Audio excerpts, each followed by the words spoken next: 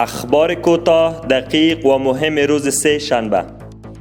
عالی قدر امیرالمومنین شیخ الحدیث هیبت الله آخوندزاده حفظه الله به وزارت امور داخله وظیفه سپرد که تمام معتادین را جمع‌آوری نمایند. سخنگوی وزارت تحصیلات عالی میگوید امتحان زبان خارجی از 60 کاندید برای 11 بسته خالی به شمول پهنتون پکتیا، پهنتون تکنیکی غزنی و مؤسسه تحصیلات عالی پکتیا اخذ شد.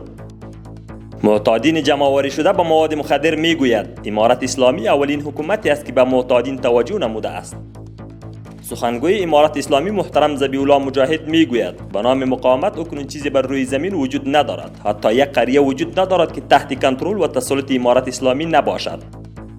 شاروالی کابل میگوید طرح عملیاتی نظم شهری در ساحه بازار میوه اجرا شد. طی عملیات مشترک کمیسیون نظم شهری در ناحیه چهارم ساحه بازار میوه از بی‌نظمی شهری پاکسازی گردید. قماندانی امنیه کابل میگوید پلیس حوزه هشتم در 2 روز گذشته 9 تن را به اتهام جرایم مختلف دستگیر نمودند. اداره ملی احصایه و معلومات میگوید برای اعتبار بیشتر تذکره الکترونیکی در روی کارت نام ولسوالی و تاریخ اعتبار آن را اضافه کرد. از سوی اداره ملی استاندارد در بندر اسلام قلعه 4 موتر تیلت بی کیفیت دیزل دوباره به کشور ایران مسترد گردید.